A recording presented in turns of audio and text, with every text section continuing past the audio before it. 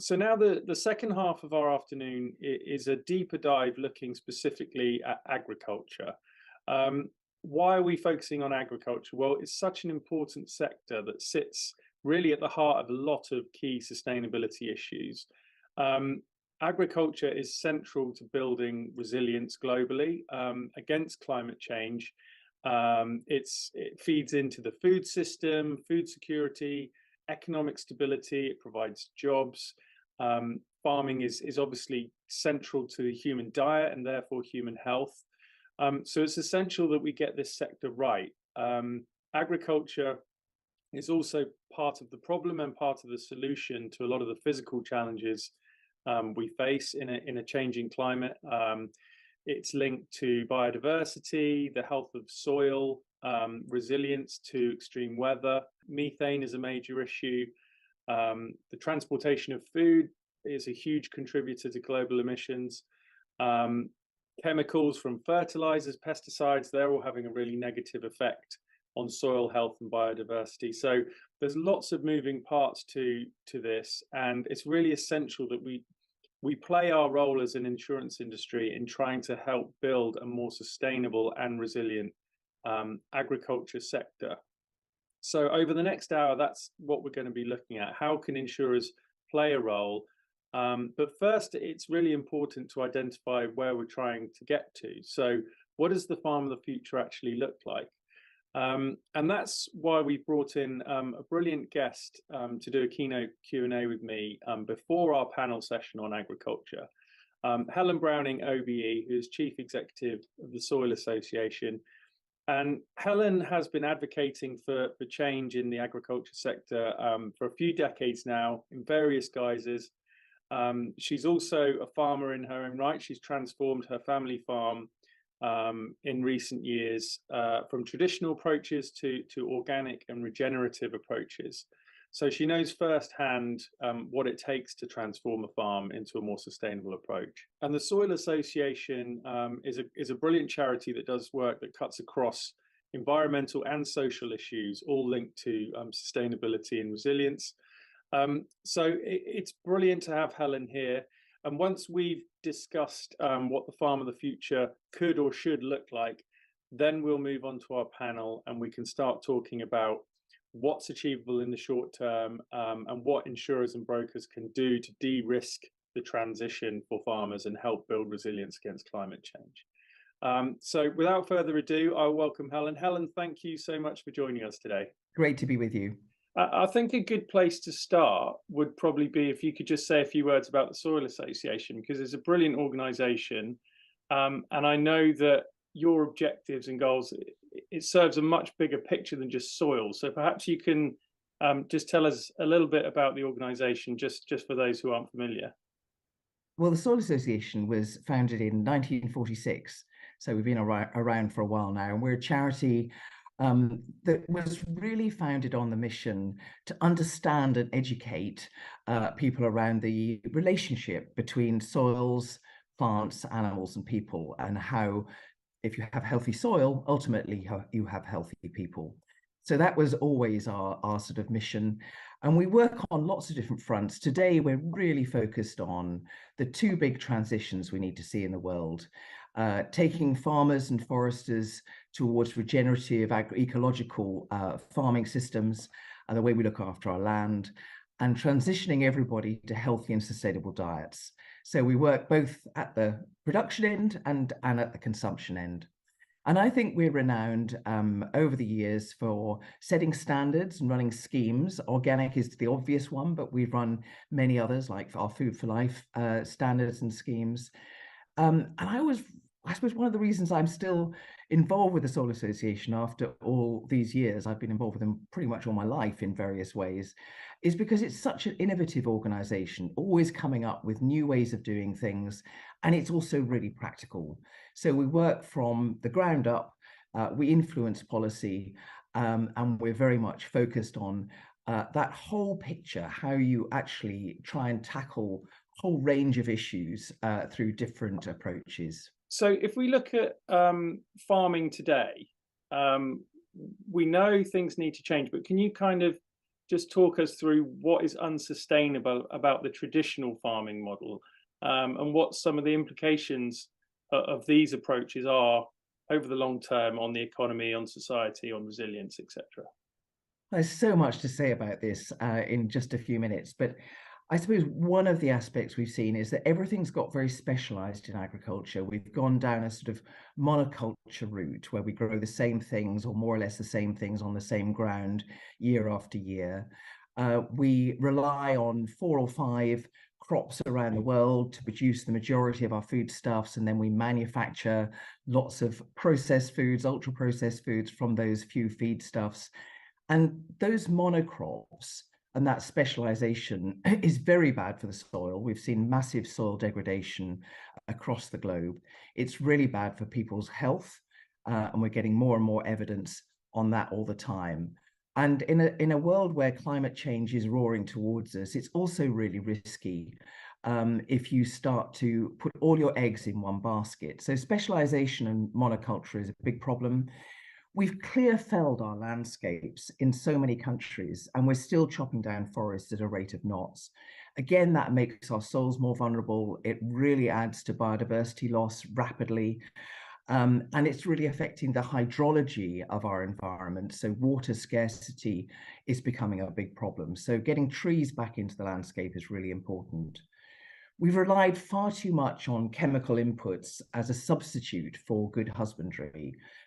From nitrogen fertilizer to all the pesticides that we tend to use. And if you look back over the last 50 years, you'll see so many pesticides that at one time were being used on a really widespread basis in agriculture, then being discredited and found to be really harmful. But it's 20 years too late. And we've polluted our environment with these things. We've oversupplied nitrogen, reactive nitrogen into the system. And things like antibiotics we've overused in our industrial livestock systems so that we're getting resistance in human populations, and we're really affecting our own microbiome, and we're learning a lot more about that as we go too. Industrial livestock is both inhumane, but it also produces a lot of what the industry calls waste, but actually those manures should be recycled back into the land, and you can do that if animals are living at lower intensity. And it's diverting masses of food that could be feeding people directly into feeding livestock. So industrial livestock's got a lot to answer for. And this has all led to a big biodiversity crash. And biodiversity, wildlife, is not just a nice to have. It's a really important part of the fabric of the environment which sustains us. So, there's just a few examples, and I could give many more, of all of the ways in which we're threatening our very existence on this planet through not looking after our soils, not looking after our environment. And with climate change, the risk levels around this are rising day by day. So without resilient soils and shade and shelter from trees, we won't be able to feed ourselves long term. That's going to lead to conflict over resources. It's going to lead to mass migration like we haven't seen before. We worried about a few small boats. We haven't seen anything yet. So we have fundamentally forgotten to look after the core resource that sustains humanity. And that is going to come back and bite us if we're not very careful. Let's flip it around. What does the farm of the future look like? What do we need to do to change this? Well, I think it's really important to say that there will never be one right model for the farm of the future. Everything has to be context specific. Depends on your geography, your social context as well. So there's not just one model that we need to be looking at, but I think it really is important to look at some of the kind of principles that our farms and the way we produce our food needs to adhere to over time.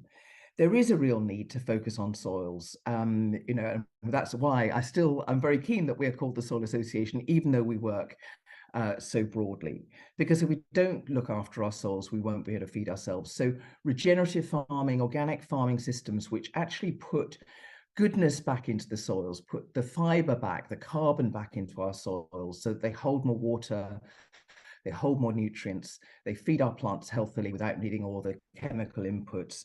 That's crucially important. We need to think about diverse cropping. Diversity is a really good thing to think about when you're looking at resilient systems. Don't put all your eggs in one basket.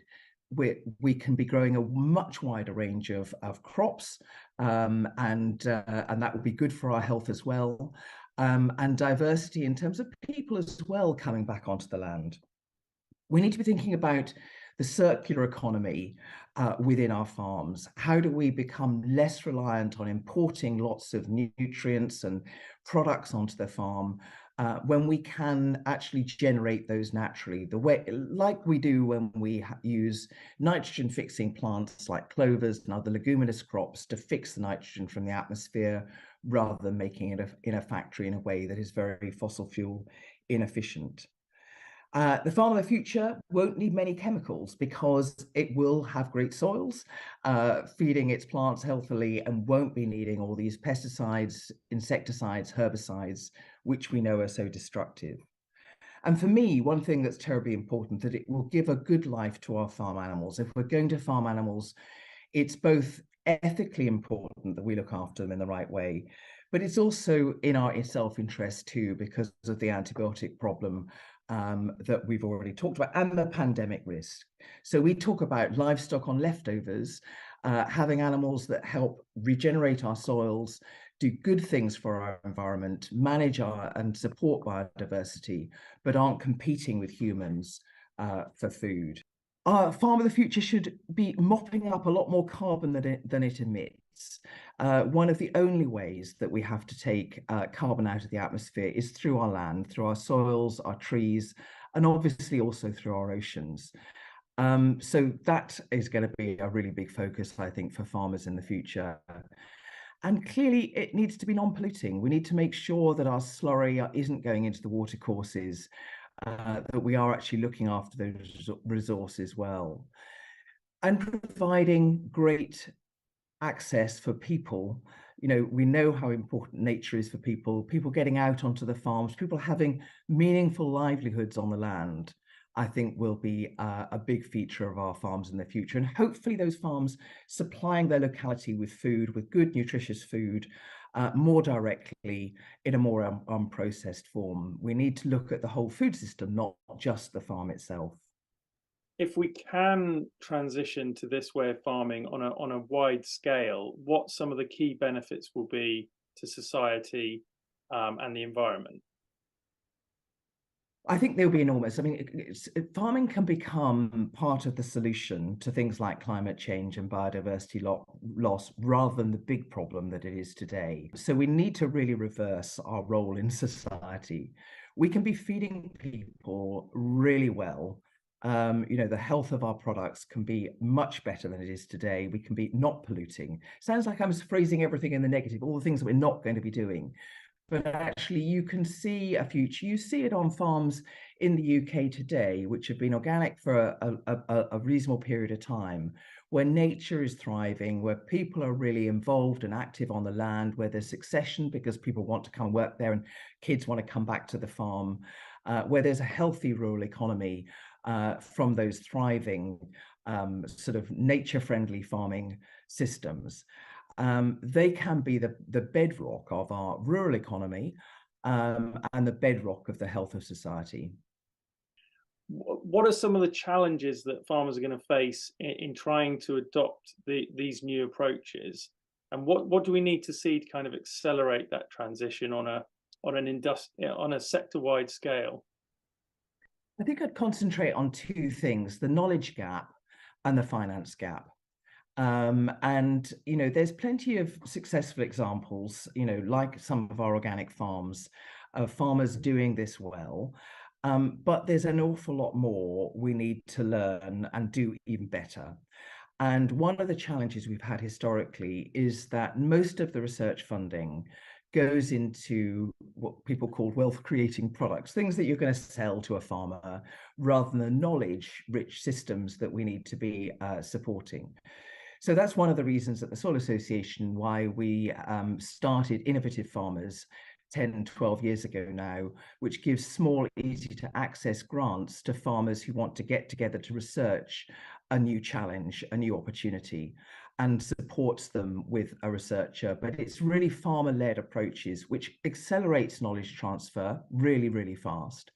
But it also creates new knowledge, new ideas that are really in this vein of an agroecological transition. So there's a real need for a lot more of that, a lot more research in the right kind of vein, and advice. Farmers are going to need the advice and support so they feel really confident. We need to de-risk that transition for farmers, so that they feel confident about the steps they can make. And things like Soil Association Exchange is in that vein too, showing what the environmental metrics of a farm looks like and what they can best do in their context to improve. The second area is finance. Most of the research shows that farms do go through an economic dip as they move from sort of unsustainable to regenerative. That might be 4 or 5 years while the soils are actually, getting back into good heart again, and the system starts to function and actually become a lot more effective and efficient. And so there's a real need to help farmers bridge that gap, reduce that risk of their early experimentation. If they make the odd mistake, you pay for it hard in farming because you only get one season, one chance a year to get it right. And so I think a combination of the new public money for public goods coming out of DEFRA post-Brexit, that's going to be really important. I think there are opportunities through green finance, things like biodiversity net gain, and then supply chains who really are going to need to think about where their food's coming from in the longer term. They've been able to pick and choose, source all over the globe, and they will probably still need to source stuff globally because we don't know where climate impacts are going to hit hardest, when, but actually really committing to their farmer groups. Farmers have now got options about doing other things. They can get money for, carbon capture and biodiversity. They don't have to produce food. So the supply chain, if it wants to thrive, is going to have to support those farmers in transition as well. So I think that knowledge gap and that finance gap are the things that we most need to be concentrating on. Well, hopefully we can address some of that finance conversation in the panel. And my final question before we get on with that is, how applicable are the concepts you're talking about beyond the UK, beyond Europe, all around the world, into the developing economies where there's different climates, where many, many people rely on very small farms to survive? What's the kind of global picture look like in terms of where we're trying to head? The benefits are even greater in many countries where soils are fragile and climate is even more erratic than it is here. There's lots of work showing that in places like sub-Saharan Africa, when you go down an organic or regenerative route and you build up your soils, you can use less inputs. Those inputs are held better within the soils, yields increase. So in the UK, we tend to think of when you go organic, or even sometimes when you go regenerative, that you're going to reduce your yields because the sort of status quo on that is a very high input system. In countries where they can't afford those inputs or where the soils are even more fragile, you quite rapidly get yield improvements beyond what they can achieve just using chemicals if they can afford them, and in many cases they can't.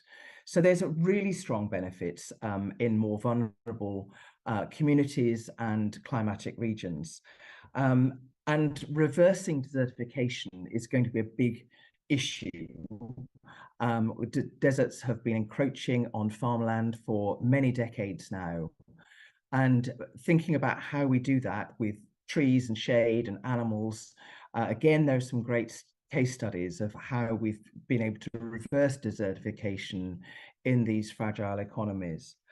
And we did some work a while ago looking at cotton farmers who went organic in India, and found that not only were they getting a better price for their cotton because it was organic, but actually even more importantly, because they were then having to farm in rotation rather than just growing one crop, they had higher household food security than they'd had before, and a wider variety of cash crops to sell too. So these things are, they're important in a UK context, in a European context. They're probably absolutely vital in areas of the world where malnutrition, vulnerable soils, and climate impacts are going to hit hardest. I mean, it really is a virtuous cycle that you're trying to create with this message and with this transition. So, good luck to you with your continued work at the Soil Association. Thank you so much for taking the time to set the scene for us ahead of our panel. That was fascinating. Cheers. Well, it's great to be with you. And anybody who wants to know more about the work of the Soil Association, do get in touch. We'd love to engage with you. Great. Well, thanks again to Helen, and do visit the Soil Association booth, which you can find in the exhibitors area of the platform. There's more information on the charity, on Soil Association Exchange, and various links there. So do check that out. And now we're going to move on to the panel discussion. So we will be back in a few moments.